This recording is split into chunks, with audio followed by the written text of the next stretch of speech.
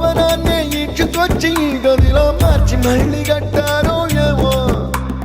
మాయజాలము తెలుసు మంత్రగారడి తెలుసు రెంటి కన్న ఇది ఇంకోటేమో నీలాకాశం నేలాకొస్తే ఇట్టాగే ఉంటాదో ఏమో ఈ సంతోషం దాచాలంటే హృదయాలు ఓ వంద కావాలి